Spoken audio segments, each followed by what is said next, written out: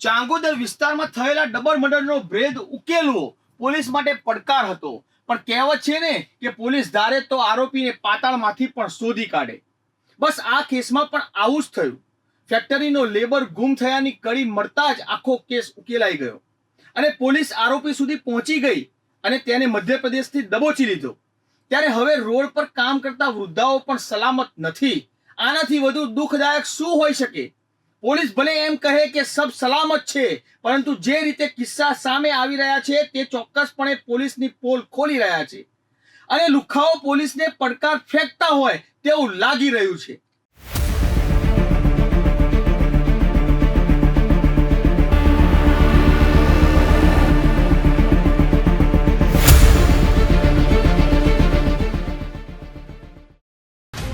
અમદાવાદમાં દેરાણી જેઠાણીની હત્યાનો ભેદ ઉકેલાયો.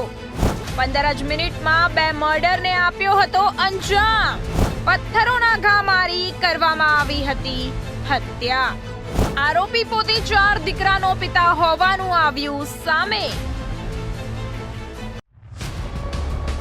અમદાવાદમાં દિવસે ને દિવસે હત્યા જેવા બનાવોમાં સતત વધારો જોવા મળી રહ્યો છે.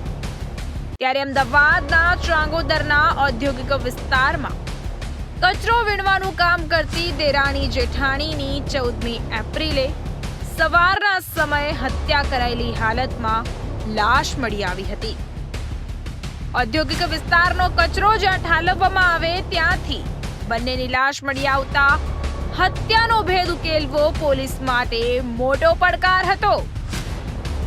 જે તે સમયે પોલીસે આસપાસના સીસીટીવી તપાસ્યા, પણ તેમાંથી કંઈ જ મળ્યું ન હતું. એક જ દિવસે 2 વૃદ્ધાઓની હત્યાના કારણે પોલીસ પણ ચોંકી ઉઠી હતી. ગુનાનો ભેદ ઉકેલવા માટે અલગ અલગ 4 ટીમો બનાવી તપાસ શરૂ કરી હતી. 150 થી વધુ સીસીટીવી ચેક કર્યા હતા. આસપાસની ફેક્ટરીઓમાં કામ કરતા મજૂરોની પણ પૂછપરછ કરી હતી. પોલીસ માટે કેસ ઉકેલવો પડકાર રૂપ બની ગયો હતો, કેમ કે એક કચરો વીણવા વાળાની હત્યા કરે તો પણ કોણ કરે? કોઈને આ લોકોની હત્યા કરીને શું ફાયદો થાય? પોલીસના મનમાં અનેક સવાલો ઉદ્ભવી રહ્યા હતા, પરંતુ પોલીસને એક પણ ક્લુ મળી રહ્યો ન હતો. પોલીસે એક પછી એક ફેક્ટરીમાં કામ કરતા કર્મચારીઓની પણ પૂછપરછ હાથ ધરી હતી, પરંતુ તેમાં પણ ખાસ કોઈ કડી મળી ન હતી. પોલીસ પણ હવે વિચારી રહી હતી કે હવે કેવી દિશામાં તપાસ કરવી. ત્યાં જ એક ફેક્ટરીમાંથી આ બનાવ બાદ એક વ્યક્તિ ગાયબ હતો. આવી માહિતી પોલીસને તેના બાતમીદારથી મળી અને પોલીસને હાશકારો થયો કે અહીંયાથી કોઈ કડી તો મળી જશે. પોલીસે ફેક્ટરીમાં જઈને માહિતી મેળવી કે કોણ ગાયબ છે.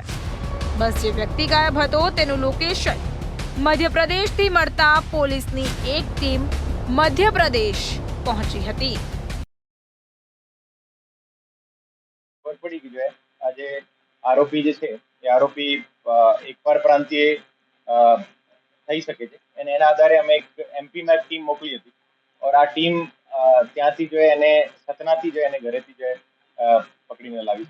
આ એલસીબીના ટેકનિકલ એનાલિસિસના આધારે એમને ગોતવામાં આવ્યો.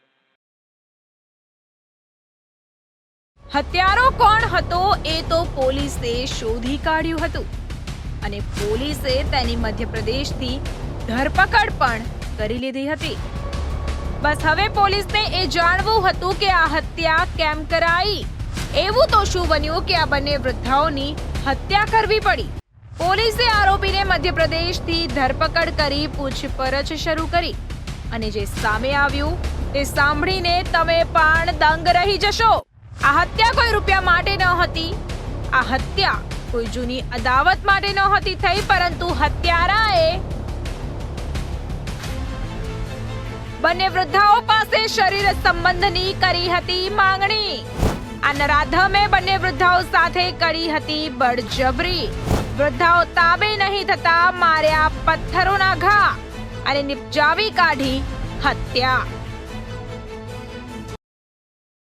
મર્ડર કરવાનો જે કારણ જે હતો એનો એ જે જતનબેન છે એને પહેલા એનાથી સેક્સ્યુઅલી ડિમાન્ડ કરી હતી, અને પછી જે બીજા જે સોનબેન છે જે 75 યર ઓલ્ડ છે એને સેક્સ્યુઅલી અસોલ્ટ કરવામાં આવી હતી, ઓર સેક્સ્યુઅલી અસોલ્ટ કરીને એને બ્લન્ટ જે ઇન્જરીથી જે એને બંનેને મોત નિપજાવી હતી.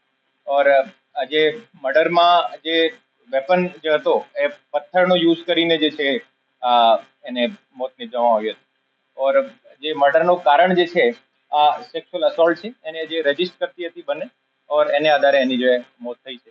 આરોપી છેલ્લા 3 મહિનાથી જાન્યુઆરીથી જે છે અહીંયા કામ કરતો હતો નવકાર કંપનીમાં, અને આરોપીની ઉંમર જે છે 48 યર્સ છે. એને પોતાના પરિવારમાં 4 એને દીકરા છે, એની વાઈફ ત્યાં એના ગામમાં રહે છે, અને અત્યારે આરોપી જે છે અમારી કસ્ટડીમાં છે, ઓર એને વધારે રિમાન્ડ માંગવાની અત્યારે આગળની તપાસ ચાલુ છે.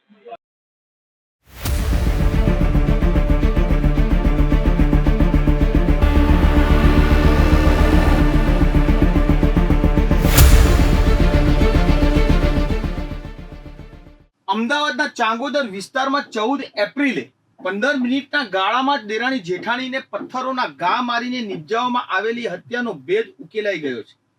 પોલીસે બંને વૃદ્ધાઓની હત્યા નિપજાવનારની ધરપકડ કરી કેસ ઉકેલી નાખ્યો છે. અમદાવાદના ચાંગોદરના ઔદ્યોગિક વિસ્તારમાં કચરો વીણવાનું કામ કરતી દેરાણી જેઠાણીની 14મી એપ્રિલે સવારના સમયે હત્યા કરાયેલી હાલતમાં લાશ મળી આવી હતી.